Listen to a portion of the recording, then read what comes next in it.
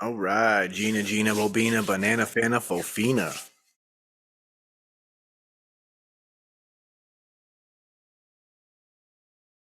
Huh? Uh, Wrong fucking button. was that I was like, planned? wait a sec, No, what? I was just gonna say, let's try not to go too long on this one because I was gonna take my mom to lunch. Yeah. But Well, then other than that, I'm good to go. let's rip it then. What do you guys say? Let's do Yeah, it, I'm man. down. I'm down. All right, Let's time to drop a go. Shedtime podcast in 3, 2, 1.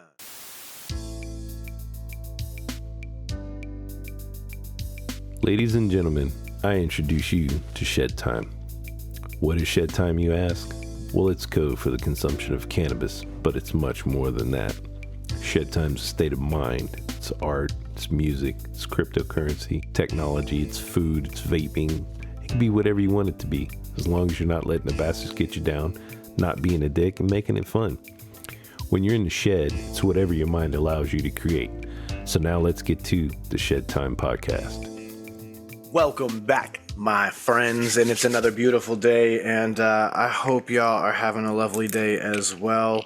It's been a minute since your boy over here had his hands on some lovely terps to drop here on the show, and I'm very excited because I got my hands on some Colorado Chem Diamonds and Sauce. Ooh, Yes, sir, and I have been holding out until this very moment to take a dab because, I mean... you know what? I'll cheers to Look that, at bro, with the little diamonds and sauce. this beautiful, just saucy crystal goodness in here. Dude, I'm working with some Dr. Pepper. I'm back on that full-time Dynavap train. Dr. Pepper? And then Yeah, dude, it's good. I've got good. some of this saltwater OG diamonds and sauce there, Sean. Ooh. So I'll cheers to you with a little diamond and sauce as well. I tell you, I have missed breaking out the old Evan Cows. This sucker is just so pretty. Dude, it's a dope rig, bro. It's like definitely one of those ones that I'm jealous of how dope it looks, but I also I'm not jealous of like how nervous I would be every time I touched it. I'd be like the person that would just look at it on the shelf and like just go to like spin it and accidentally like grab it too hard and then like not really fully like out. I'd dump it on the ground. Like that's probably what it would end up happening. Yeah, I'm actually surprised I haven't had a catastrophe as far as rigs go in a while. I have broken quite a few bangers and slurps over the past year or two, but You're on a good run. yeah. Oh no, you know what? That's a lie because I did break my Dynavap rig not too long ago, and that's what made me get this new one. Yeah, dude. Let her rip, tater chip. Dude, it's like always like a. It's when you know that sound right there is good episode incoming right there. Like that sound is just like, all right, well. Dude, I just realized I'm all heating this up and this top pearls completely wrong. Yeah. Am I gonna be able to get this out of here? So your let boy me forgot tell you what it's about like that to drop first fucking... time that I ever did drugs. Here's the thing. Diamonds and Goddamn. Sauce just hit on a whole different level than Rosin's. I totally screwed that up, dude. I'm gonna have to redo this. I fucking dropped my pearls in there wrong. Oh, yeah. I picked this up yesterday, and I was like, yeah, you know what? We finally got some diamonds and sauce in that I want to step to, so let me grab these up. I took them home, and I was like, all right, I'm gonna throw one down, and like, I forgot that like, if done right, diamonds and sauce is like instant dab sweat. Oh yeah, dude, because it fucking vaporizes super quick with all the sauce, dude. And it was and it. then those rocks start melting up, and then woo! All right, this is probably gonna be a gnarly one for me. I took that too, and I was like, "Oh yeah, I'm perspiring. I feel like I was eating spicy wings." I can only assume that it's just as enjoyable to get dab sweats as it is to get like eating food sweats. 100%. I would Nice. equate it to probably almost the same exact reaction in your body. It's probably It's like why it some happens. releases, and you're just like, oh yeah. And your body's like, "Oh my god, I gotta perspire. I gotta cool myself down for that one." I used to find it like back, when I would just like be cranking bongs all the time. That like anytime that you'd have that moment where you're like, did I just drool in the bong? That Oh, was like dude. the minute that you knew that you were about to get fucking just wrecked, and it was great. It's like those little telltale signs. You're like, oh yeah, all right, yep, no, I'm definitely killed. Yeah, I remember those That days. definitely hit me. Yeah, we call that the "here we go" moment. Yeah. You hit that point, like, oh, here we go. Like this right here. Oh, no, my God, that was a dab. Yeah, exactly. That was a "here we go." Oh shit. That was a blind glob and dab right there, boys. Oh, that was hot. Mm. Oh, that was warm. That was a lot. Oh my God.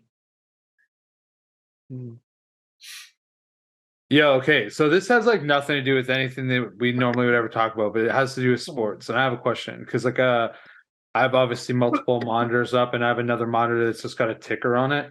And one of the things that's like trending is tweets about Ja Morant. Okay, so this dude, I don't know if you guys know about this dude, but this dude's like a big, massive NBA star for the Memphis Grizzlies, right? And it was like 2 months ago, he was like out in a club and he had a fucking firearm and he was like holding it above his head or some shit. And like came down with like a bunch of flack. He like might have even been suspended for a few games by the NBA. Like, don't take any of this stuff like for facts. Like the facts are he had a gun. I don't know if he was suspended. And it was like a real bad look. Now it appears that yesterday he was out somewhere and he was like had a gun drawn and was doing some other fucking business. Like, my question is this, right?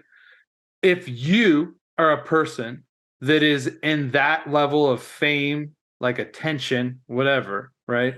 I'm not saying that you shouldn't have a gun. You could have a gun. If that's within your rights, that's within your rights. But do you not think that you should have some like better like handlers slash friends to be like, yo, look, you make like $40 million a year.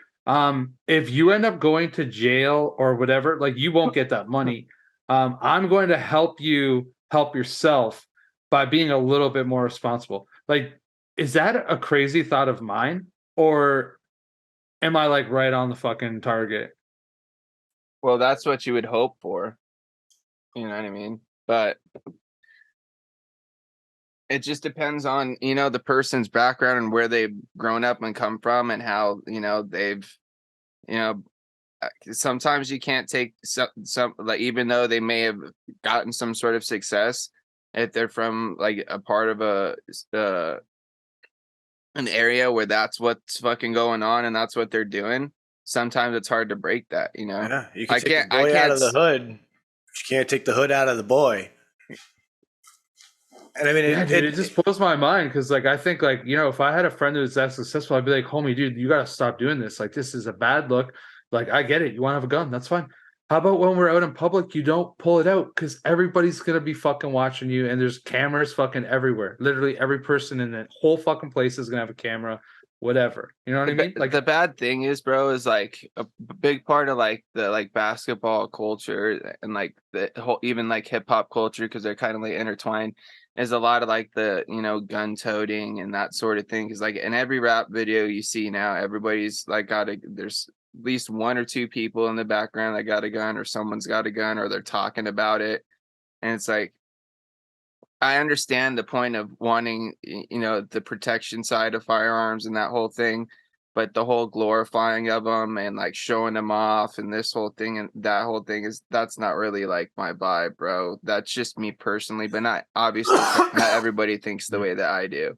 You know what I mean? I mean, I feel like you hit the nail on the head earlier, because like I really think it is a product of the culture before becoming famous, right? Because we can look through multitudes of sports, not just basketball, right? Like you have Marvin Harrison, Indianapolis Colts, and his whole thing with the fucking robberies at the car wash, right? You've got Gino Capoletti of the WWF, pro wrestling, who was involved with the mafia. So like at the end of the day, like if you're involved in that lifestyle, I don't think any level of success changes the fact of that's who you may or may not still be inside. And to the point of like having somebody there who could be like, hey, it's not a good look. Think of it like as you've gone on in all of our own lives, right? Like we still have a lot of those same friends we've had for years. They're still our friends. Our successes and their failures, or our failures and their successes, none of that changes our friendships with those people.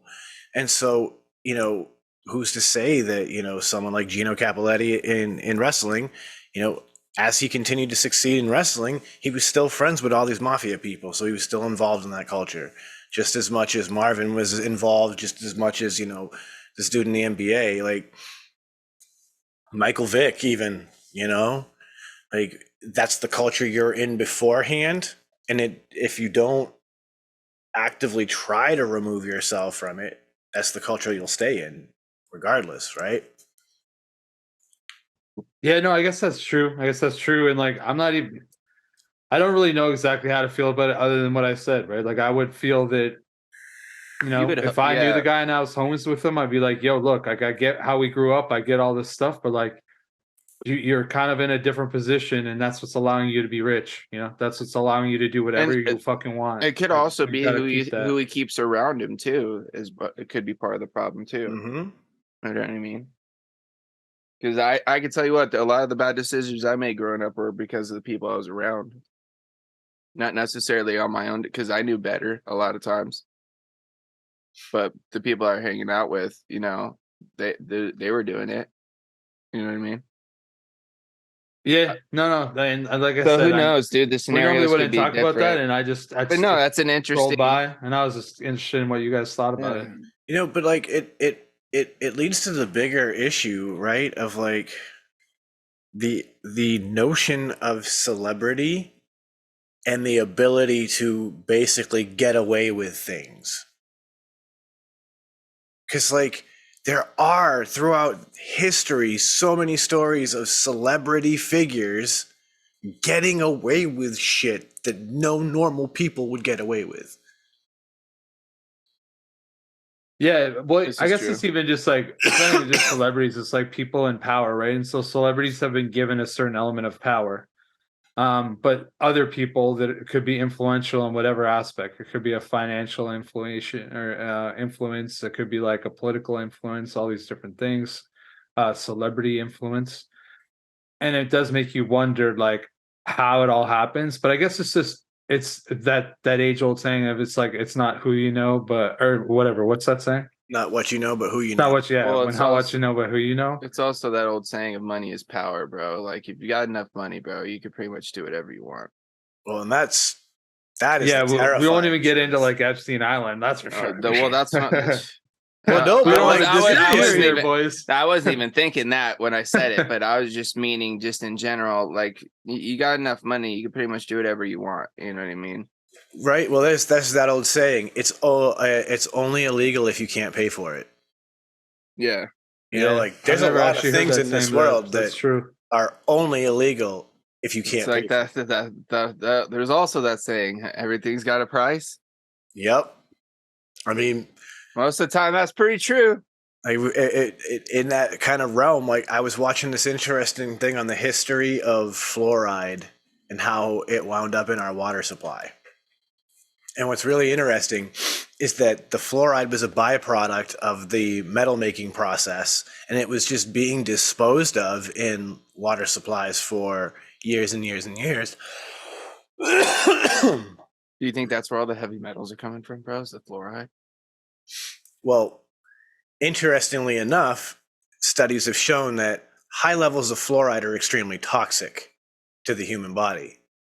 However, small levels have a great hardening effect on tooth enamel and fighting tooth decay. So this is where this weird dealings between industry and government kind of start to happen, where it's like, well, hey, you know, there's these studies that show that fluoride is good for your teeth, and if you just put fluoride in your water, well, hey, everyone's teeth will be good, they'll be fighting cavities. And next thing you know, municipalities are literally buying this waste product that they were just disposing of in the water supply anyway, and then adding it to the water supply. Go figure. That's why I drink bottled water. And that's the thing, right? Brands have fluoride bottled water now. I ain't buying that. Oh, really? Yeah, dude. That's not really. Actually, I shouldn't be surprised. Like that seems. Yeah, like it's usually marketed to children as, like, you know, for like developing children with their developing teeth and all that. Like, Oh yeah. So just like a quick aside, but totally on this topic. When you guys were growing up in like elementary school, did they have like fluoride where they would give all the kids fluoride?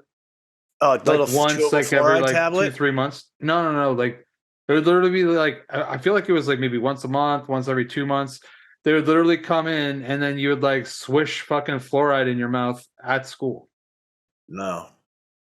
No? No.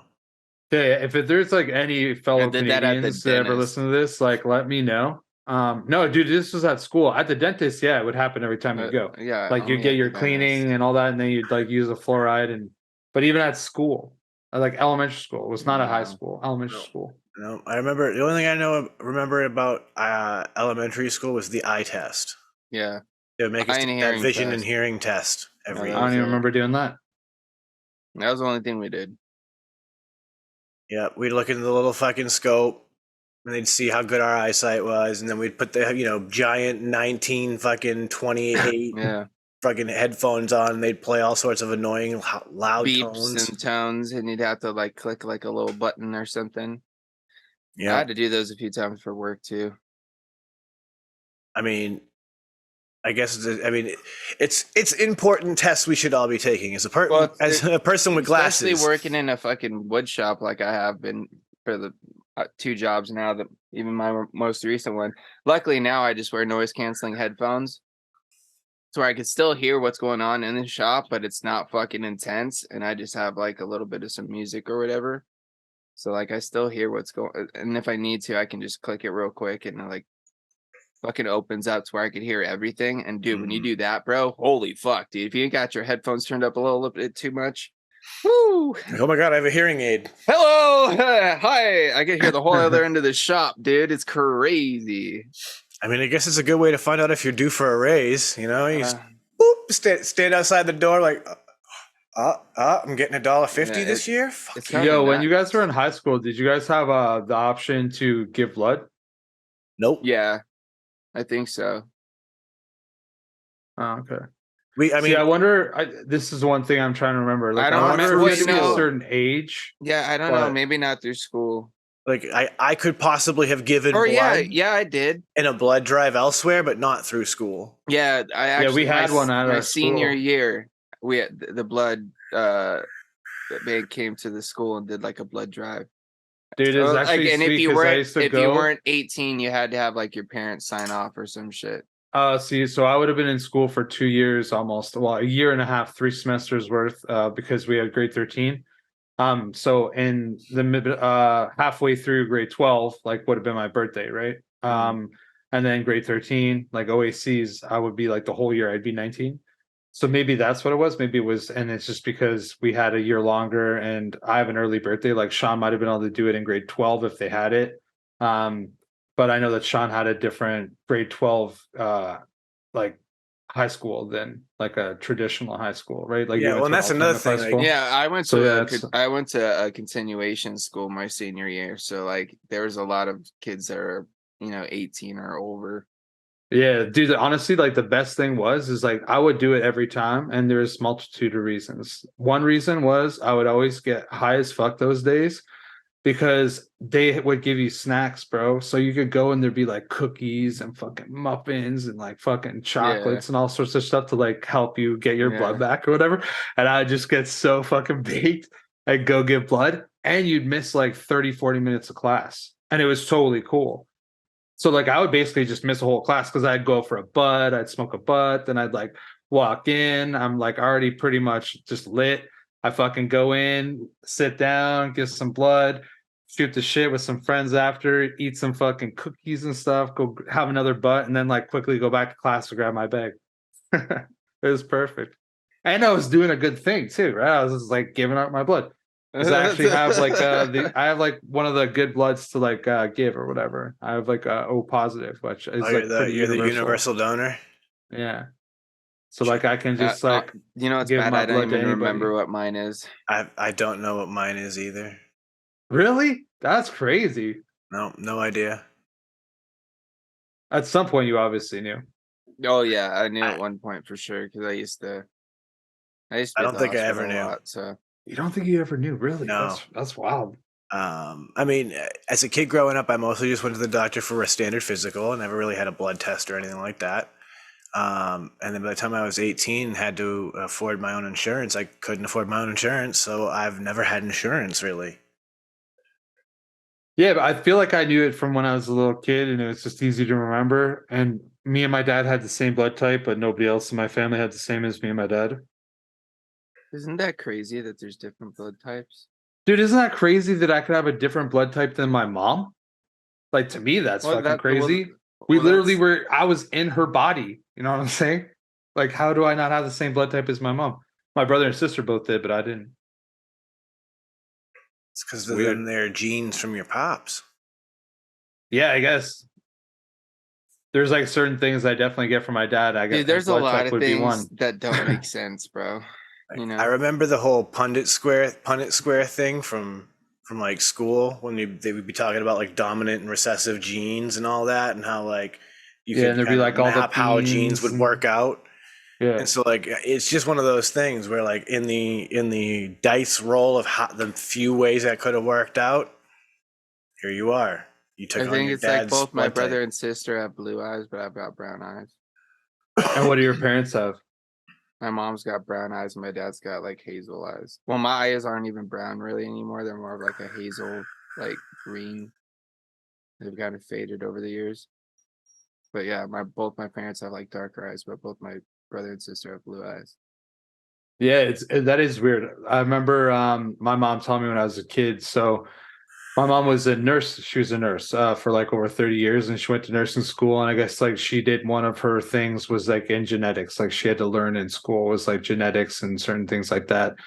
And my mom, like I guess, asked like the professor, doctor, like what the chances are of like two hazel-eyed people having a kid without hazel eyes. And the doctor was like, "Oh, it's not very good."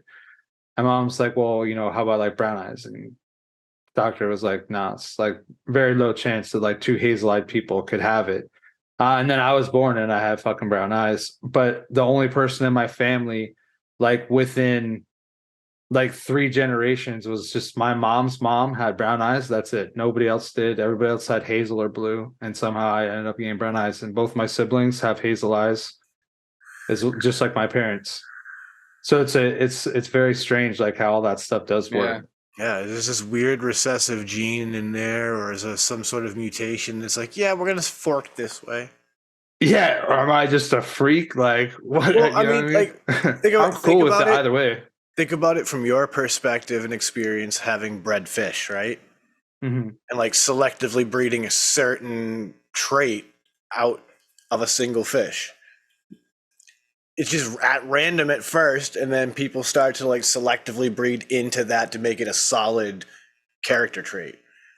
You might be the random occurrence of brown eyes.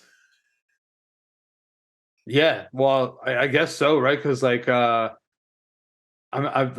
think that my mom probably thought that like when I was born, I was like the third grandchild on my mom's side, and there's 6 more after me, and I would have assumed that my mom probably thought like, oh, I wonder like who else will get like Nana's like brown eyes, and like nobody did. So it's just crazy.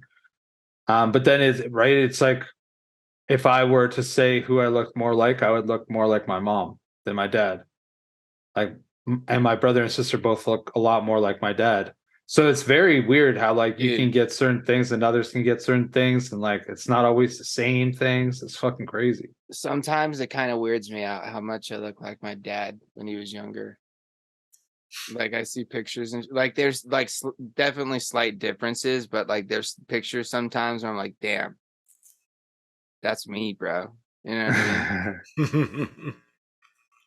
It's kind of trippy. Or like even like my uncle, because like I have an uncle James as well, and he looks a lot like my dad.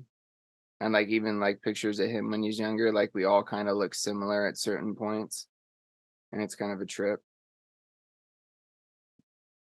Yeah, dude, families are fucking crazy. Like, but yeah, so And I we're don't all think I look bald, like bro. anybody really, That's you like know. and we're all bald. Go figure. Yeah, dude, my dad was bald as anything by the time he was probably like in his like mid-20s. And me and my brother, like my brother's 48, and neither one of us. Yeah, Well, I because haven't it seen comes my from brother your in a couple of mom's years, side, but yeah, because like my mom's which dad is fucked. Because my still had mom's hair. dad has fucking full head of hair, bro. Yeah. But her grandfather on her mom's side didn't have hair. So I could have got it from good old Grandpa Laidlaw, you know what I mean? Well, and on top of that, like the extra influence from your dad's side is like, oh hey, Yeah, yeah, yeah, yeah. engage. Yeah.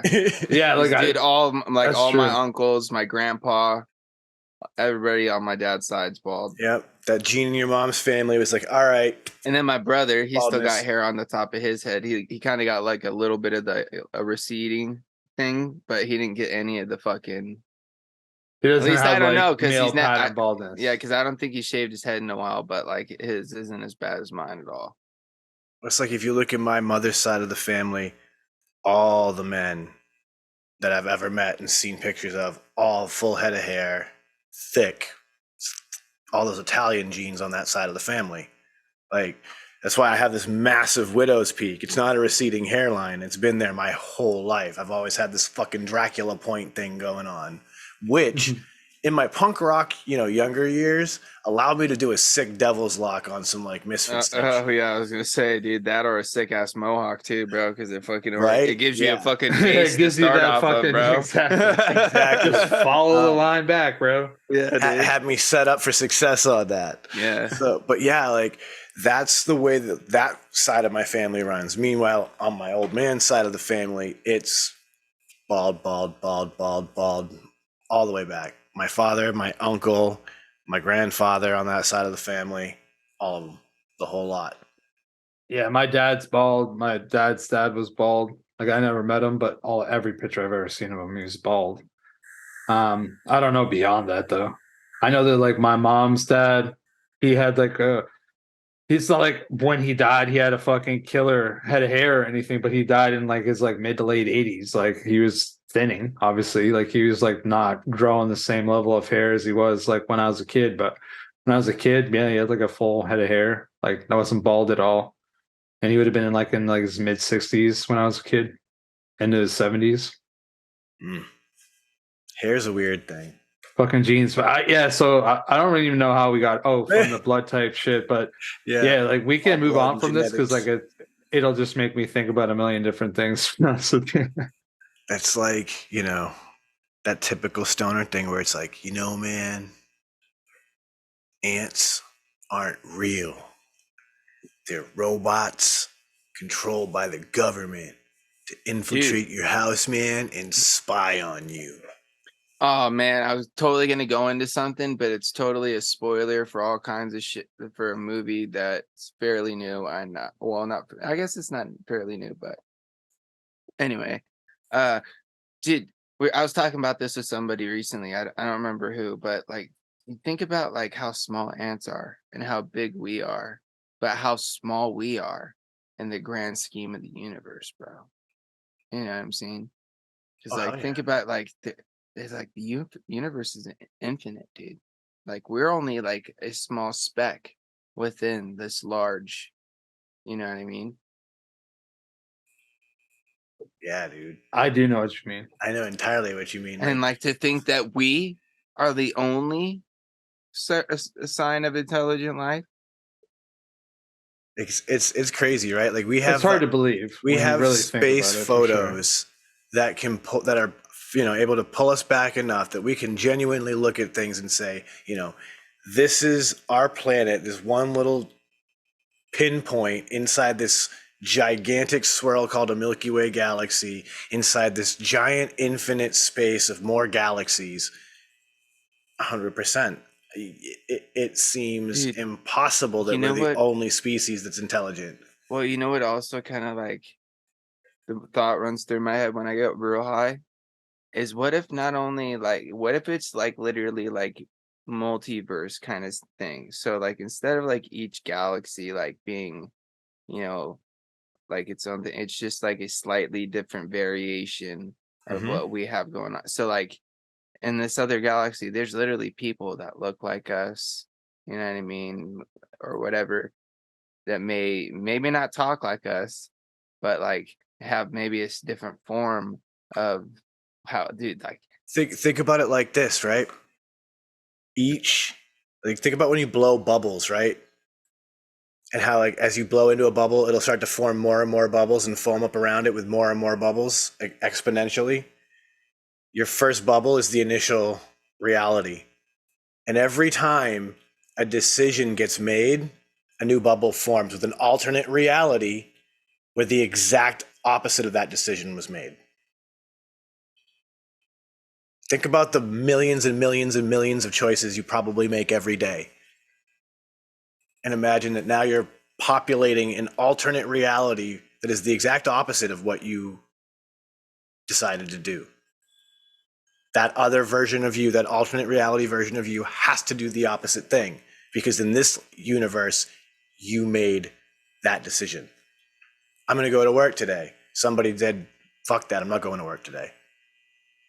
You know what I dude, mean? Like, and when you dream, the things that you're dreaming are actually images of those alternate realities. now that would be an excellent Dude. explanation of deja vu as well. You know what I'm saying? So like when you're dreaming, you're literally just like seeing like images of what you have done in another reality. And then when those alternate reality people sleep, they see what you're doing on your, you know what I mean? Life is Bro. but a dream. And it's all a simulation, bro. It is. I love it. I mean, I'm so hard pressed not to believe simulation theory. It just Okay, can you explain what that is? Because like honestly, I'm a bit lost. so when you say that. simulation theory is that none of this is real, that it's all a simulation, that we're literally just a series of ones and zeros in a computer program, that we are, for lack of a better term, NPCs, but player controlled also. You know what I mean? Like we're not fully sentient. We're just part of a computer program running a simulation. So like no thoughts that you have are actually your own. Basically, yeah. As much as you think they're your own, it's all just part of the pre-programmed simulation we're running. Yeah, I'm gonna say that there's like been a lot of times that like I feel like a lot of people would be like, "Yo, I got fucking gypped on this." Like that's fucking tight. If But you're that's the putting this point. scenario in here, like, whoa. But that is the point, right? Is like simulation theory explains the idea of reincarnation, because yes, when your life is over in the simulation, you're going to be your data will be reused to have more human simulations continue this process. And at the end of the day, when the computations of the program are done, the simulation will just shut off and none of this will exist ever again. So like that would kind of explain reincarnation a little bit. That's what I'm saying. Like, it would explain reincarnation. It would explain a whole lot of weird things. Ghosts, they're just, random little glitches. The Mandela effect, just a ghost in the machine, just a random glitch in the programming. That's weird to think about, bro. Like, it's simulation theory is so interesting. Understanding that the human brain is an electrical system, that our whole body operates on electrical impulses. Vibes, bro. Like, Vibes. Vibrations. It's wild to actually start to consider that, like, hey, maybe simulation theory is right. Even Elon Musk thinks it's a strong possibility that we're living in a simulation. Well, dude, he looks like a simulation. Well, like, He's him, also the Mark person Zuckerberg, that that kid, fuck. Yeah, like there's definitely people that like 100% live like they're living within a simulation. Like they're not, like we are the robots and they're not. You know what I mean? Like that's sort of how I feel. Like there's like more robots than there would be. You know what scares me, Chris, when you humans. say that, bro? Is there's probably going to be a point when there is more robots than humans, because humans at some point might, combined with technology and become like some sort of fucking android thing. And then at some point, they might get rid of the human part and it might just be all robot, bro. What if we become the pets of the robots? Thank you, Indy. And we feel their empire like an iRobot, like they try to take over and enslave us. I wouldn't even say enslave us. They just literally patronize us. Like, here's 3 squares and a little fluffy pillow to lay on. Fuck off. They put us in zoos. Yeah, exactly. Could you? We're not even useful. We're just entertainment to robots. Imagine, bro. Honestly, like that kind of makes me depressed about zoos.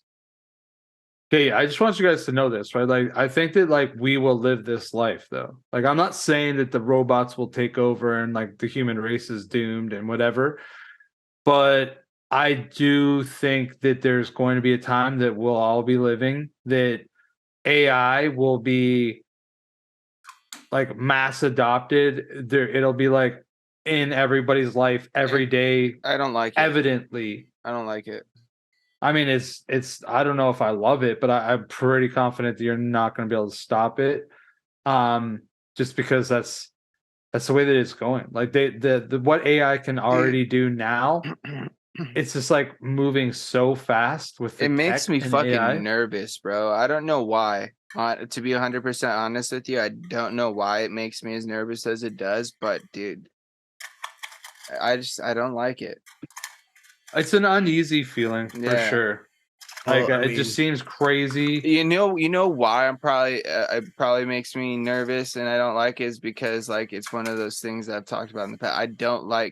I have a big fear of the unknown, and it's just like the unknown possibilities of what it could be capable of in the next 5 to 10 years is fucking crazy, bro. Because like, look at how far it's just come in the past, 4 or 5 years that, it's been a big thing. You know what I mean?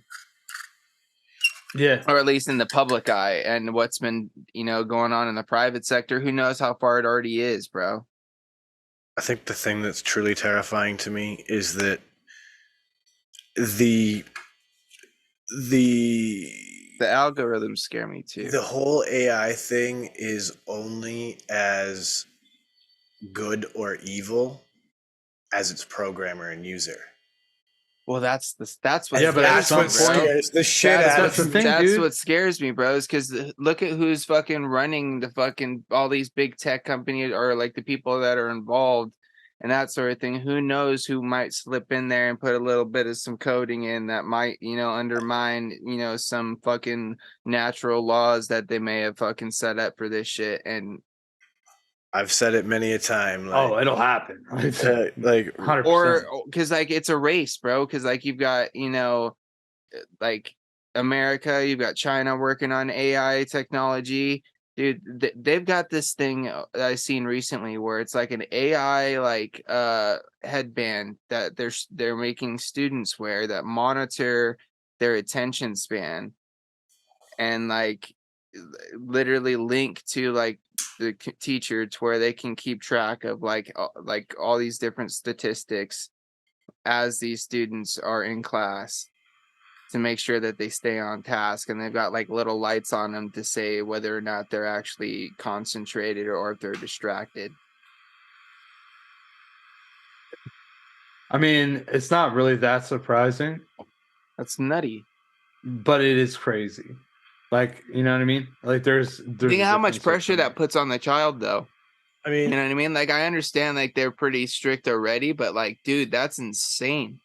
for the sake of open-mindedness, though, like, what if that is the cost of progress to become, like a better version of a human being, right?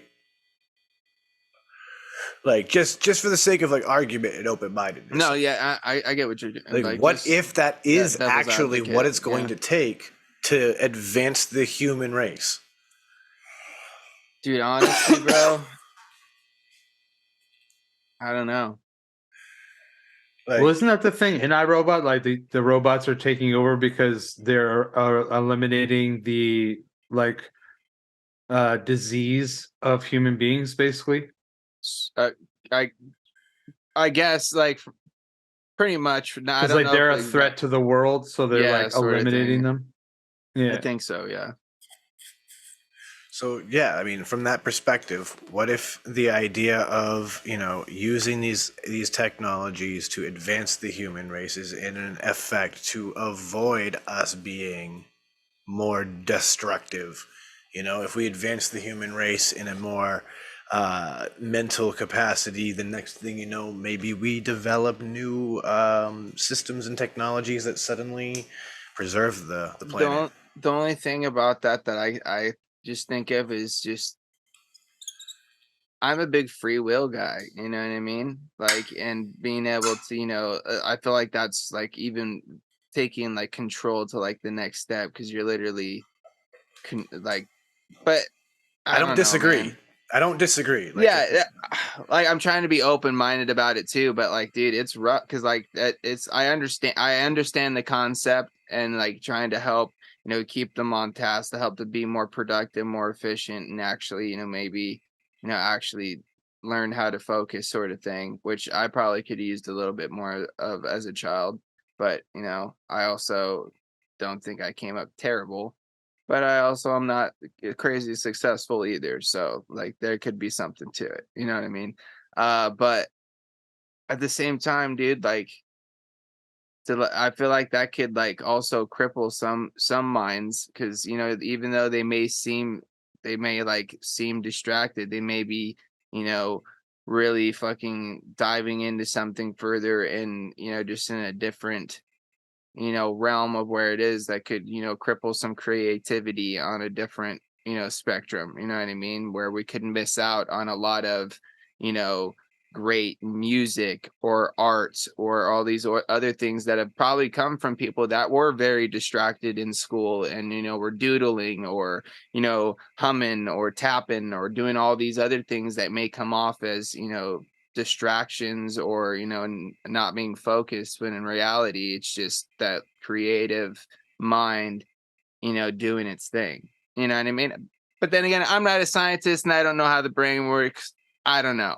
well, I mean, I'm hearing what you're saying. It is an interesting concept like on either side, but it's Well, that's the thing. Like, I'm hearing what you're saying, and my thoughts go to, well, this is communist China. You do for the country, not for no, yourself. I get no, and I get that too. But I was just thinking, like, if that was something like that were to be adopted, like here in like the States, yeah, dude, that would I don't think that would fly for a lot of people, bro. I don't think so either. I don't think so. And either. I don't think it would work as in the same way that it could work in a place like you said, like in China, where it's like it's all for one, one for all sort of thing, and that's just it is what it is, and you got to do what you got to do because that's how it's done. You know Like, what I mean? I don't believe democratic countries are going to allow that.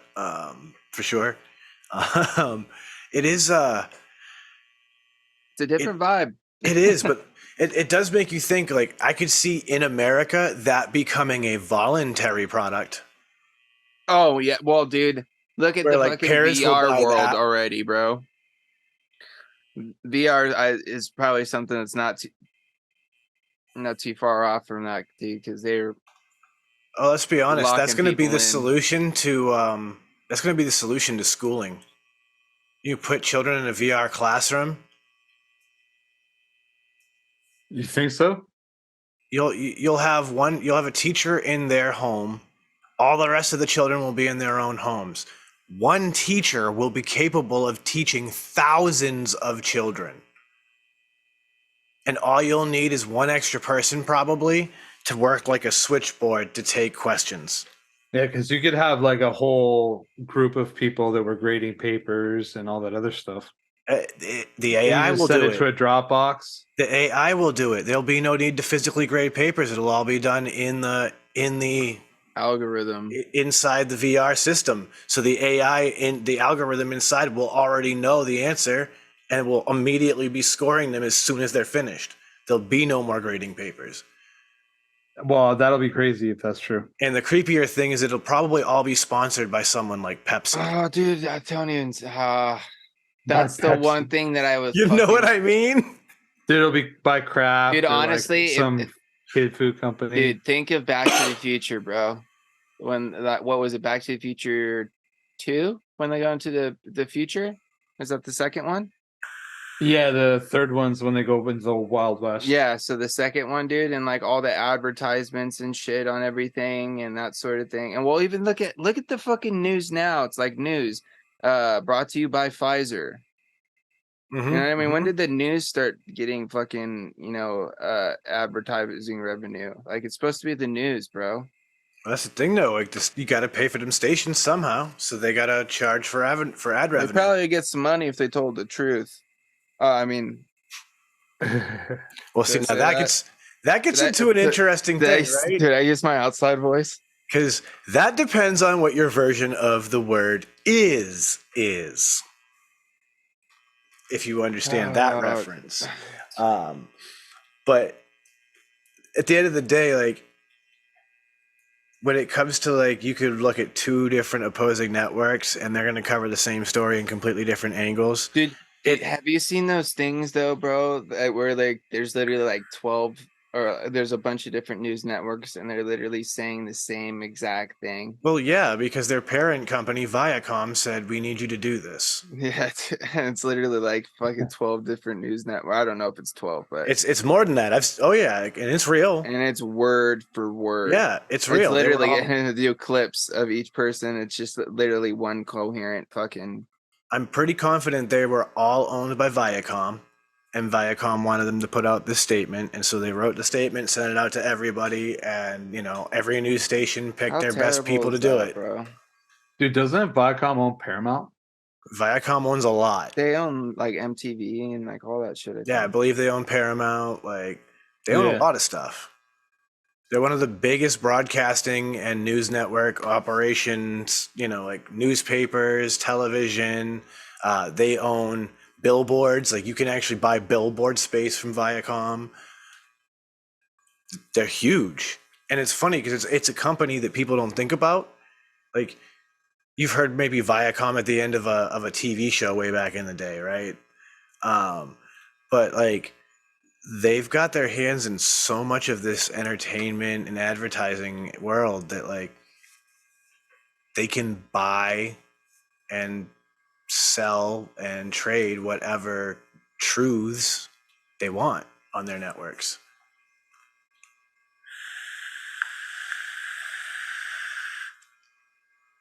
So for the right amount of money, George Bush good. For the right amount of money, George Bush bad. Like,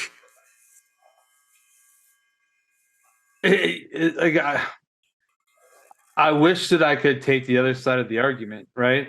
And I wish that we could have that discussion, but I can't take that other side. Nah, because we all know the truth. Everybody that really watches and pays attention knows. You know what I mean? Well, I mean, it's selective broadcasting, right? Like, well, yeah, it just depends on what side you're on. You know what I mean? Literally, what side you're on? Yeah. Uh, Fox News like- just got bagged in that defamation suit for peddling actual lies. And CNN's been bagged for peddling actual lies. MSNBC's been bagged for peddling actual lies. Like, everybody's gotten caught doing it. It's just so sad that there's such a clear line now. You know what I mean? When at a certain point, like there could be some blending between the two, but now that it's literally nope, either on one or the other, and you can't fucking agree with either side. You have to pick one, and That is the what it crazy is. part. You know what I mean? Why can't we come together? And even though we may disagree on some things, why can't we come to terms on things that are, vastly mutual for the, greater public? You know what I mean? Instead of, fighting each other on these stupid little things that really don't fucking matter in the grand scheme of, the grand populace. You know what I mean? It's just ridiculous, dude. Because it's like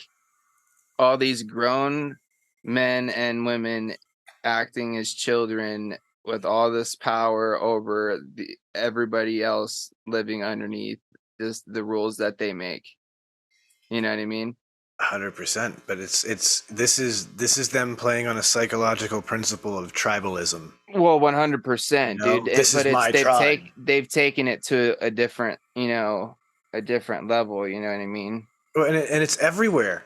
Remember, like Coke versus Pepsi, McDonald's versus Burger King. Like, it's everywhere. Tribalism has been pushed on the masses. It's division, bro. Period. That's it. I mean? It's you got to be on one side or the other, and I don't like it, bro. You know what I mean? Because there's some things I agree with some people on, and there's some things I don't agree on. But hey, it is what it is. We can all live here together as long as you don't shit where I eat and I don't shit where you eat. We're good to go. You know what I mean? I think the shirt says it best. Don't be a dick. Don't be a fucking dick, bro. Don't be a dick. It's just live by the golden rules. Be cool. Don't be a dick. Yeah. It's all you need to do in this world, people. Preaching some stoner wisdom real quick for y'all. You smell me and you don't like it, mind your damn business and walk away. I'll be done in a few minutes. Yeah. You know what I mean? Mind your business, Karen. It'll be over in a few. You'll be all right. Because me, when you're blowing your leaf blower at 8 o'clock in the morning, I'm going to mind my fucking business and let you do you, Karen. All right? So, peace be with you. Yeah. Salam alaikum. I hope I just offended you. Side note, boys, busted out fucking Shedtime. Oh, look at that. I haven't vaped this thing in a while, dude, and she's a rippin'. I did screw up last night though, and I dripped the wrong liquid on here. I was vaping guava jelly and accidentally grabbed my bottle of Boulay. It wasn't the best combination. Banana sponge cake and guava lemonade. Little funk there for a minute, but I vaped the wicks dry. Went back with a heavy heaping drip of guava jelly, and we're back at it again. It's that guava, man. Dude, it's so good, bro.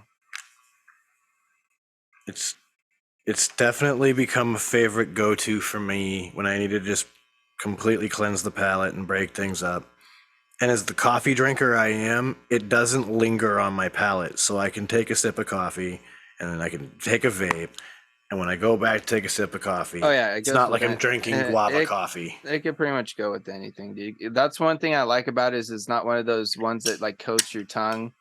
You know what I mean, you get a nice amount of flavor when you're vaping it. It sits for like a second or two, and then you know what I mean. You're good to go. Like I just took a nice big rip, and I could fucking take a drink or eat whatever, and it probably wouldn't taste too shabby. You know what I mean? I enjoy that it's a flavor too that performs well in all temperature ranges. Oh, dude, on these hot Fralians, bro, it's ripping, dude. Are you getting more of the citrus out of it now? I'm getting more lemonade for sure. Oh. I get more lemon, and then the guava comes in at the end. That's pretty nice. Because that's the one thing I miss out on. I with definitely get Coil. more guava in the single like restricted. Yeah, I don't Guava, get guava, nearly as guava. much of the lemon in this when it's in a single. Put it on a rowdy build, my dude. Oh, I want to try it. I don't know. Never mind. I've been kind of wanting to set up a stack for some reason, just because one of the new stooges that's been hanging out in the Discord got a series box, and we were talking about it. And I was like, man, I haven't vaped series in a while. Yeah, man. And I don't have any series boxes really. I have a Hexome, but like even then, like if I turn that up all the way, it's not necessarily the same. But do have a bunch of stacks. Yeah. But then again, stacks a lot, and it's a staff that stands up on your desk and falls over, and yeah, it's a lot, bro. A stack will break things. But it is nice every now and then with the nice gnarly hot cloud check and rip, you know what I mean? That's where like this monster base on the Stracosa comes in handy. If I run this thing in stack mode and have the whole like plastic case on it, it's got a footprint. Part of me just wishes I had a series box, but I don't know if I don't think I do anywhere. I do actually. I actually bought it for my wife I think it was a birthday gift. It was a Walking Dead box. I might need to get one. Maybe. I don't know. Maybe not, because I won't use it that often, but I mean, if you got a pot mod, right? well, like I said, I have the Hexome, and I could turn that up with like a 0.3 on it, and it'll probably rip pretty nice, but Dude, series are nice, but like I will say that I can't do it all the time. after like a day, I'm like, all right, cool. You're like, I can go exactly. like a month. That's what I'm saying. Like I'll vape for like a day or two, and then be like, all right, I'm done. I often think about that, and it makes me wonder. Like again, in a series box, because I don't want to lug a staff around and have this giant nightstick with me. If I were to build like a 0.4, 0.5, cool it down a little bit, but now I've got that series, amperage buffer and all that. I wonder what that's like. I've never bothered, because who wants to have a coil that large? How long is that going to take to heat up, even at that high of voltage? It's either a pretty big coil or it's just a lot of fucking wraps. It's the thing. It's going to be a hard to come by thing. That would be interesting, though. You imagine you get some like 24 gauge wire and just do some round wire wraps and just all the way up to a 0.5.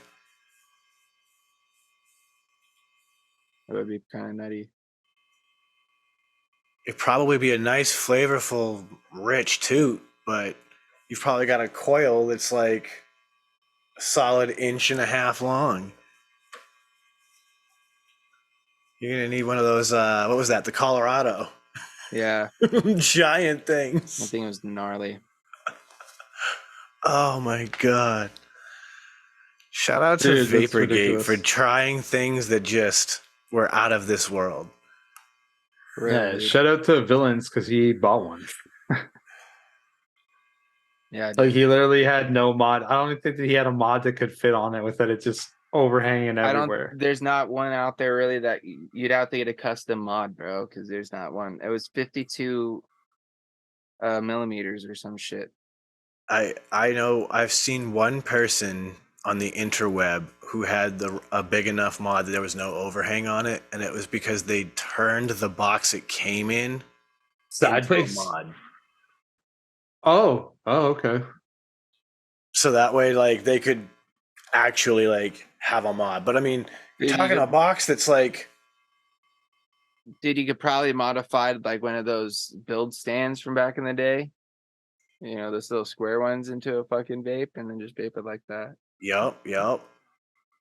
Reminds me of Stan. With his DNA box that was that Mark made him when he would actually try to hit an Addy that way. You look ridiculous, but hey, go for it. Oh man, memories. Those were some fun days when like people were just like throwing shit at the wall to see what stuck. Yeah. Like, let's just make the world's biggest vape atomizer. Well, dude, you still see them from time to time. People like turning those DeWalt like drill set into fucking box mods with the fucking shit tons of batteries in them, or doing those big ass 3D printed fucking squonkers with like a big ass bottle in them. No, you remember the NVE we all went to, and Plan B had their like 9-piece stack. That was dumb, dude. Like, there's always going to be somebody out there trying to push an envelope. Yeah, that wasn't safe whatsoever. Because, dude, the last convention we went to before that was ECC, and they had a stack explode at their fucking booth. They had like 2 different kinds of batteries in them, and it was all bad, dude. Yeah. You always have to be safe, right? And I think that when people are in those spots, sometimes they think like they're gonna be competitive to some level, right? It's like, I'm gonna have the most big badass, whatever. Like, dude, being at like NVE, you'd see people rolling around with like some fucking mod that had like fucking 8 batteries and shit, and you're just like, what the fuck? But they probably wouldn't use that other than like at an event like that. Yeah, exactly. Yeah. It'll last me all day. Yeah, and you're gonna have the forearm like Popeye. It's like go big or go home, and most of the time they end up going home because it's too big. You know what I mean? That's just what I want to do. I want to lift 10 pounds every time I want to take a vape. Right. But hey, more power to you. I'm not here to judge. Just not my cup of tea. Or it cracks me up when you go to like a cannabis cup event or something like that, and you see people walking around with their dab rigs and. Yeah, dude, or you'll see somebody up on a stage doing like a fucking half-quarter dab just to be on stage, or more even, like, fuck, who knows? Maybe they'll be more.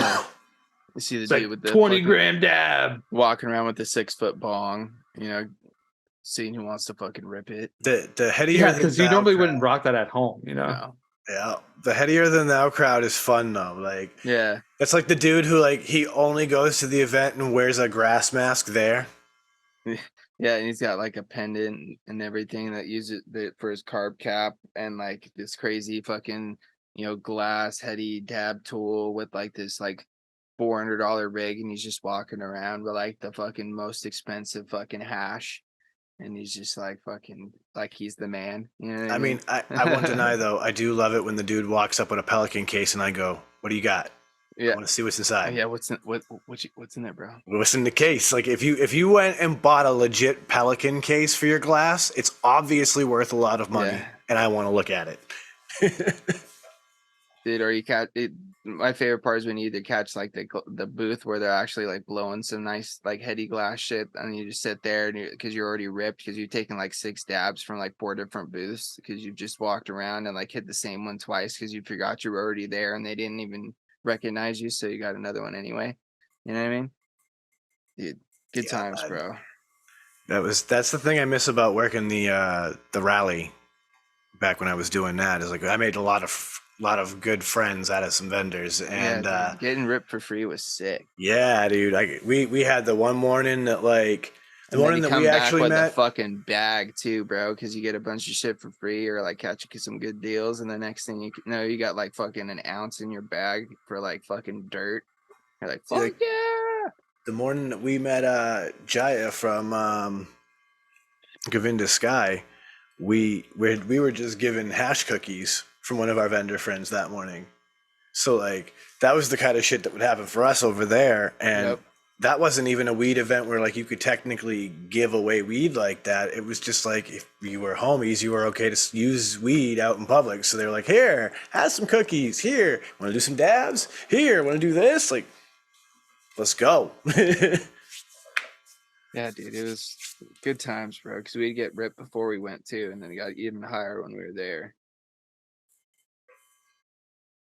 Yeah, man. Dude, the amount of times I've been places where there's free weed that wasn't supplied by friends is like, honestly, I don't even know ever. Like the only other times I remember like getting free weed would be like at the dispensary, because they're like, "Oh yeah, it's like you spend over $50, like you can choose your favorite pre-roll or some shit like that. Like it's not like I've ever been to an event like that where there's just like weed and you're just like fucking doing whatever. I think that'd be fun. It is fun, bro. It's cool. It's an experience, man. It's a chill vibe too, because there's like no one's wanting any drama, bro. For the most part, you know what I mean. There might be always that one guy, but for the most part, everybody's there to just chill and get high and check shit out and vibe.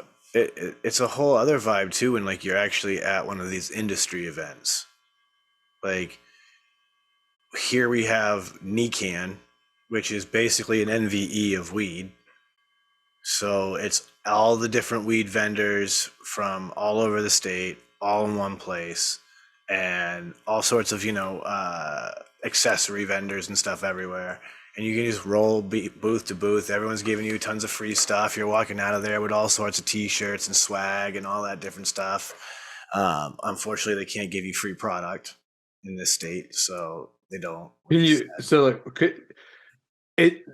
Okay, sorry. Is there like a way that they could do it where it's like you pay $25 to get in and then you can get the product because ultimately then it's not free, you've paid for it? Or is that like that's not gray enough? It's like very black and white. You have to pay at least $1 usually, and I don't know if they even allow it to consumer for that cheap. That might be like it's reserved that you can sell it to staff, but you're not allowed to sell it to the public at that level. As like a sample situation. Okay. Yeah, the state's very strict about the whole like following everything from seed to sale. So everything at this has point, to be you just have to documented. charge something for it. That's how I end up getting like deals where I buy like an eighth for like $1. Yep. You 'Cause get they can't technically just give it away, so they have to charge for it at least something. you do get the gray area though, the gray market situation where they do like a farmer's market. And those are fucking cool because then it's kind of like what you're talking about, Chris, where it's like you pay $25 there and the vendors will give you free shit to try, plus you can buy from them.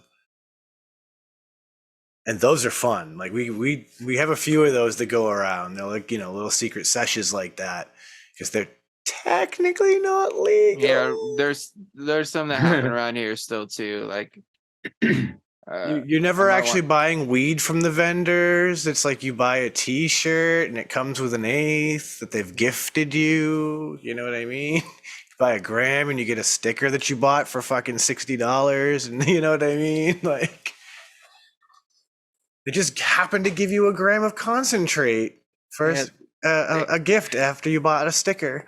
They happen to have like little events and stuff like that out here all the time. That's a cool experience to have though. Like people who have an opportunity to do that really should try it. Yeah, it's like you got to know somebody most of the time. Yeah, sometimes. There's there's some like if you're plugged into the whole community, right? Like if you're following certain content creators on Instagram, stuff like that. That's kind of what I mean. Like if you know like somebody that's like within like that circle, then you could pretty much find out. Like you'll more than likely at least see ads or see the comment section where someone talks about it. Like we have a cool one up here called Terptown Throwdown. That shit I kind of want to go this year because there's some dope people playing like Tropodelic, and I feel like I remember Revolution being on that bill as well. Sick. Yeah, and it's like it's gonna be dope because it's at this big ass fairground and it's like a 4-H style fairground. So there's like 2 big ass empty barns. So there's an indoor space where like vendors can set up. Plus there's all this outdoor space that vendors can set up. Then there's an outdoor stage with seating and stuff so people can like hang out and sit, plus hang out and dance around up at the stage. So like I kind of want to peep this one because it should be a good year with this kind of a lineup. Sounds like it would be sick, dude. I'd definitely go if I could. Now I've been wanting to like look into like going to like a show or something. I want to find something.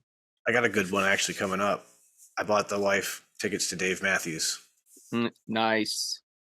So, matter of fact, next month we're going to be seeing Dave Matthews, and that ought to be a cool experience because like that's one of those I've always wanted to catch him live because like I've seen the video. I know like it's about the experience.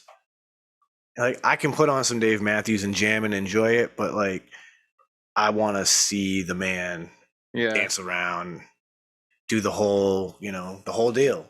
The live show is definitely always like a different experience, bro. Because like not only do you get the feel like the vibe of the band themselves, but also the crowd enjoying it, and there's a little bit more interaction and more than just like the listening aspect. That you get the visual along with it, and just like the whole vibe of just the the whatever the venue is. You know what I mean? Yeah, a lot of potheads in the Dave Matthews fan base, so I'm that doesn't sure, hurt dude. either. There's just a lot when it comes to music, I feel like. Oh yeah, that's true. I feel like there's always the smell of weed at every concert I've ever been at. But like some more so than others, for yeah, sure, like though. Dave's got a notoriously pot heavy crowd, I'm told, from more than one fan. So that's gonna be cool. I know a lot of people that I'm friends with, coworkers, shit like that are actually going to. So if I run into Nice. them, that means we're getting litty. But yeah, that should be cool. I haven't done a big concert like that in I can't even tell you how long. Tons and tons of small, like 300, 100 head count, even maybe 1,000 head count clubs, but like I haven't been to like a big stadium style tour and well shit, actually, since my wife and I went to Soulshine. And that shit was crazy because it was a yoga and music festival. The only like real big thing that I've been to is like an Oz Fest. Other than that, like I haven't been to anything super crazy. I've seen like a show in Vegas maybe once. Yeah, I've seen a show in Vegas one time. But yeah, I haven't gone to like any like big. What I really want to do, I really want to go to like a fucking comedy show, bro. So bad, dude. You need to. I loved that shit. My only problem is like I don't really have anybody local, like any homies local to be like, hey, let's go fucking see the show. Well, I guess I kind of do. I need to see if I can get maybe some because I probably have to go down to LA to go. So maybe just hit up a couple of the LA people, like maybe Foot Clan Dan or good old Nick Green. Yeah, bro. Like, yo, let's go see some comedy or something. Yo, there's some dope people on tour right now. So you could definitely catch some fire shows going around. Let's go to the comedy store for a night and see who's out there. There's this dude, Rafi. He's a Brazilian dude. Guy's had me in stitches lately. Like, I keep catching all of his clips and stuff on the gram because like his whole shtick is just comparing his experience as a Brazilian immigrant to the United States. And there's like this whole bit he talks about. He's like, "You Americans are fucking weird. You guys shoot guns for fun. Like." Nobody in my home country has ever thought, bang, bang, oh, hey, look, sounds like somebody's having fun. Maybe it's a bachelor party. like his comedic reflection on his experience in America is just so damn entertaining. He's like, you guys need to understand the signs of a sexually transmitted disease better. I heard this song by Megan Thee Stallion called Wet Ass Pussy. He's like, that sounds like she's sick. The best part is that he said the wrong artist. Yeah, it's isn't that the Cardi B? Yeah, Cardi B. That makes it even better. Yeah, that makes it. Well, does it feature Megan Thee Stallion? It may. I don't know. Yeah, it might. But yeah, like he's explaining how like you guys need to understand the warning signs better. Like this poor girl is crying out for help, and all you guys are doing is dancing. was like, all right, this guy comes to fucking Boston. I need to go see him. Like, I've laughed too much for free. Now I need to pay for a ticket. I actually am gonna have a possibility this summer to go catch AJ Wilkerson too. He's doing the Captain Autism tour. Oh, nice. And he's a comedian, right? Yep. Okay. Dude, what I really want to see, bro, which I probably don't think I'd be able to afford tickets to or be able to get tickets to, depending on where it's at, is the Fully Loaded tour, which is like Burt Kreischer's new tour that he does at like stadiums and shit like that around the country with like a crazy lineup of a bunch of like the biggest comedians. Like I think he's gonna be having like Andrew Santino is gonna do a couple shows with them. I think who else is going on? Like dude, a bunch of fucking people, dude. Because did it last year, and I was like, fuck, dude, that would have been so dope. So it's like all the dudes that like I like follow on like their podcast and stuff and like watch all their clips. Like, dude, I need to go. We said it before, like, Burt Kreischer's a fucking legend. Oh, for real. Like, I'm so excited for his movie to drop now. Like, that's gonna be amazing. All right. So, because you just brought it up, I had to go look it up. Because he's gonna be in my area in December on that tour, and like, let's say I go to Rhode Island for it. Let's find out. Upper level, $66 a piece. It's not too bad. No. See what happens when you want to get low, though. I'm still in upper level, and now I'm reaching into the $86 range. So it sounds like my 66 is way in the back. Still in upper level. 115, I'm still in upper level. Whoa, there we go. Now I'm in lower level. We're talking about $122 for probably the upper lower level. Wow. Show me the map. I want to see where some of this is. So if that's the stage, what happens? What is it? If you want to sit on the floor, row 1, $697 a ticket. Wow. But you're literally front row center. That's still a lot of money though, Sean. Like I It's appreciate you're that's very, very close. But that is a crazy. lot of money, dude. That is hold on. That also, you want 2 of them. Here's a package deal. $835 a piece. What does that package like include? A limo ride? Nope, your seats, A hotel? your uncomfortable seats. So now let's see. We get rid of the floor. I want to look at this upper section. Upper level. Dude, if to get like front and center stage, what is it? It's fucking 180 something bucks a piece. Or no, $214 a piece. Not nearly as painful, but still, damn.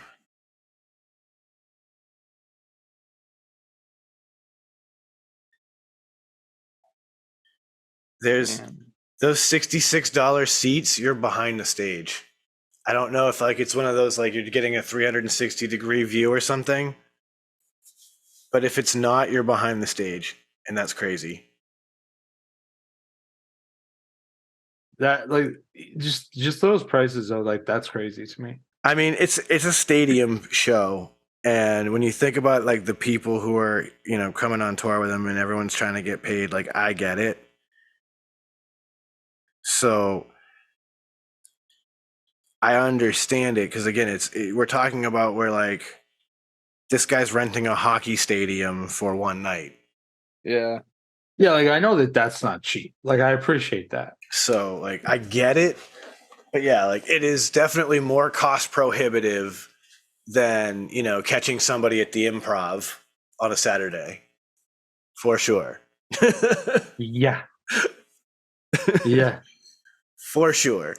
I did just find out though, Nigel Ong is gonna drop that special that he taped while that we saw when we saw him. So that's coming out soon, and that's exciting. Dude, that is pretty cool, and like it'd be crazy for you to just relive it, right? Because like you're there, but then you'll see like how the production goes, especially somebody like yourself that kind of like has an idea of production and everything else. Well, I mean, it's filmed over 3 nights. Yeah. So like you'll be like, oh, was that the night that I was there? Different jokes, could have happened. But does that mean he wears the same outfit 3 nights in a row? I mean, I'm sure he carries a few changes. Yeah, like they might be clean clothes, but they're all the same items. Like, for example, every time he comes out as Uncle Roger, is a specific costume he has to wear. Oh, okay. You know what I mean? And then he comes out as himself on stage for the second half. But the whole first half is him as Uncle Roger, just crowd work, ripping people in the crowd. So he's got 3, maybe 4 shows he's pulling from for that alone. Never mind the main set. And if he maybe tweaked a joke somewhere that made it funnier, bang, because he was able to call back to somebody, in the crowd that made this joke more funny. Like, who knows? So yeah, it's kind of exciting to see how that all plays out. And that day will come. It's interesting too because it's a independent release. So oh really? Yeah, and because like it's not like a Netflix special. Yeah, no, he's releasing it on a website. I cannot remember, but it's going to be like a rental thing where you're going to be able to rent it from this website. You'll be able to watch it, and I guess it'll be available for 2 weeks. And we'll see how it goes. And hopefully, maybe if it's successful, then he can pitch it to Netflix and be like, hey, it already did these numbers. You should pick it up and run it. Oh, yeah. No, I guess that's true. It's like the prove your worth kind of shit. Maybe they'll be like, yo, look, we already did this. Imagine what could happen if you gave us money. And then that leads into the next one even or something like that. It's like the idea of like artists, recording their own first like demo and then trying to get some level of success from that and then being like, hey, look, like we did this without you. Like, what do you think you could do or what do you think we could do with you? Kind of shit. Well, yeah, it's a very common practice everywhere, right? Even movies and other media where it's like, here's what I can do without a budget. Now give me a budget. Yeah, it's like even like the whole Shark Tank or whatever. Same idea, right? Because people that come in to have like some ideas and they're like pretty fleshed out, but they might just need that like influx of capital to like really get going big, and that's when they come in. I guess like that's kind of the same idea, right? I know that's what we did with one of our films. We shot the whole film independently and then started shopping it like, this is what we did without a budget. What'll happen if you give us a budget? So, yeah. We'll see how that all turns out. That's one of the craziest things about independent film, though. You work on something for years and years and years and years, and then it's the whole shopping process because you don't have a production company behind you pushing it, that like it becomes work. And you just hope for the one day that somebody watches it and goes, oh, this is a friggin' gold mine. We need to pick this up and put this out. Yeah, dude, that's like the thing. Like it's like making it and like any of the entertainment really, and I'm sure that probably even happens in like corporate as well. Like, you're grinding out at some smaller business and like you're just trying to like get into some big ass corporate thing because like corporate things pay you way more money or whatever, or like might give some level of benefit, like you get to travel the world because you're working for this like multinational corporation as opposed to like this like regionalized like smaller entity, and you just gotta like keep on pushing. How many people have started a business to sell it to a bigger corporation in the same fields just so that they can go on and start another business and do the same thing? Oh, dude, it definitely happens all the fucking time. I mean, there's this dude Jack Dorsey doing it right now. Well, dude, I think that there's people that are just like serial entrepreneurs, and like that's literally their goal. Every time, like they're like, I want to get this to a point where I can sell this for 6 figures when I don't even put in, more than 5. Or they might be like, I want to sell this like for $5 million in the next year and a half. And they build up to the point where they can sell that for $1.5 million, and then they start something new.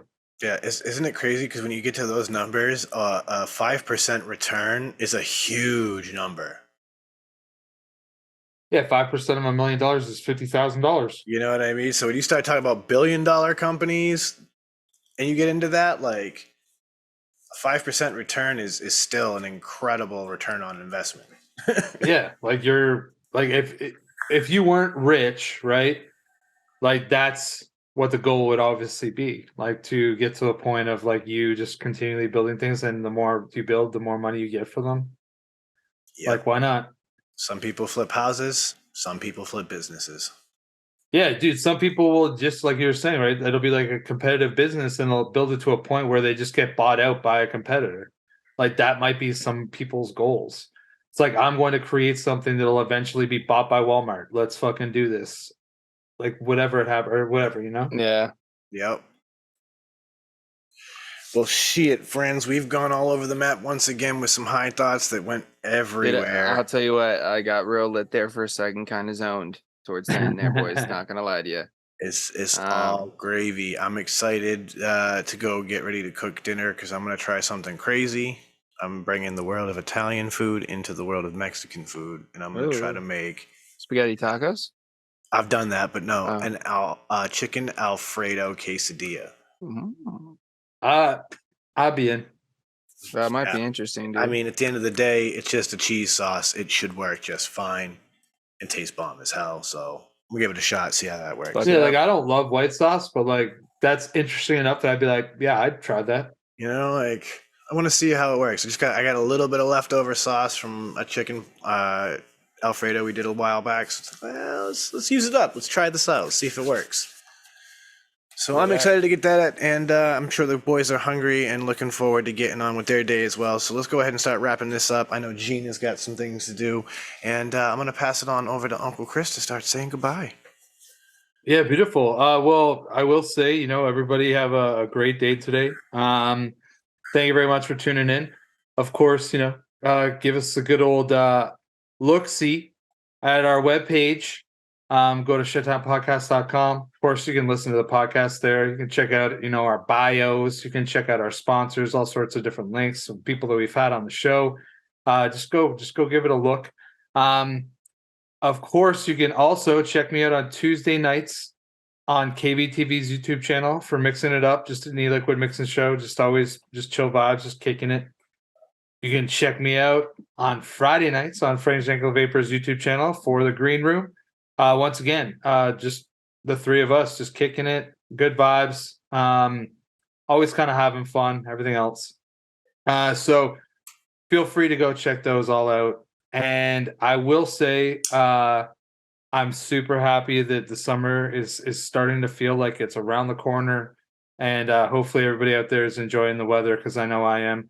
So everybody be safe, have a good week, and live your best life. And as always, I'm going to say shout outs to all the Shedheads for tuning in and giving us all your guys' support. We can't thank you enough. Check out the Patreon if you guys want to get the video aspect of the podcast, as well as some different, maybe discounts or other cool things that pop off over there, as well as maybe a Discord link for a Shedtime Discord. If you guys want to, keep in touch with us more, on the daily and that sort of thing. Other than that, like Chris said, you can catch us on Fridays over on my YouTube channel for the Green Room. We do build-offs, Shedhead sessions, all kinds of cool stuff. So if you guys want to come hang out with us there, you can do that as well. Other than that, 5-star reviews for the podcast helps us out quite a bit, guys. We've been killing it with the downloads, and we can't thank you guys enough for that. So keep doing that, because that helps us out, with more more things and possibilities for the podcast episode. So I'm gonna end it as I always do, sending out all those positive vibes, crisp high fives, and as always, a little dab or bag will do ya. Gone. Oh, yes. So, my friends, we come to the end of another fantastic show, and big thank you to everybody. I know at the time you're hearing this, it should be probably June, and that's exciting. But with May having been Mental Health Awareness Month, I just want to tell you all to go ahead, get out there, do something good for your mental health, whatever it is. Maybe take a walk outside. I don't know, whatever makes you happy. Give it 15 minutes, go out there and do something that makes you smile. So with all of that, I'll bring it to a close like I always do and remind you, don't let the bastards get you down. Be cool, don't be a dick, and whatever it is that you do, be sure to have some fun, because it's the Shedtime podcast, and it's time to roll on up and roll on out.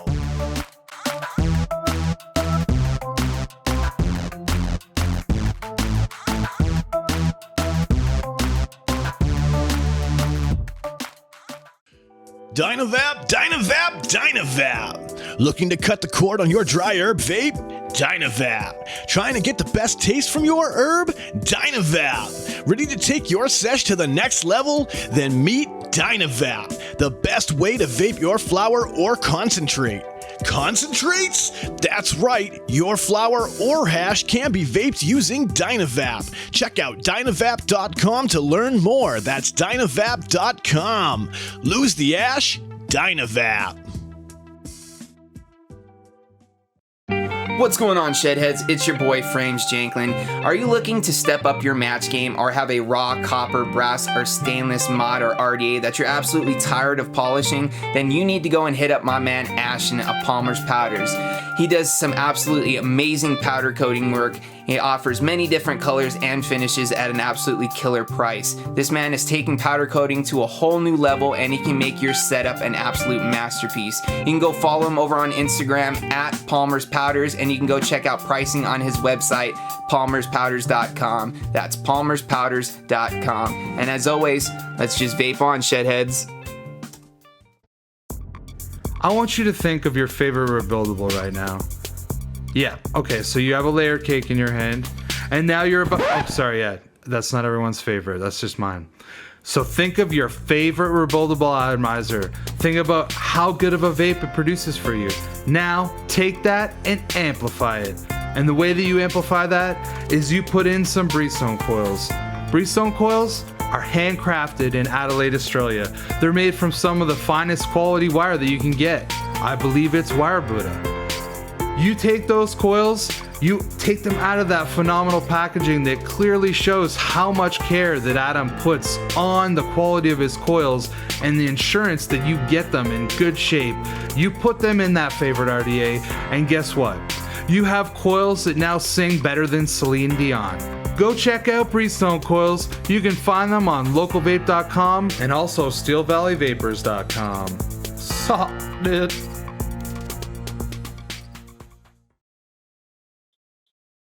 Peace. All right, beautiful. Yeah, bud. I will say that there was about 30 seconds where I had a little bit of a buzz from you, Sean, and then it went away. I was just about to type it in the chat, and then it was gone.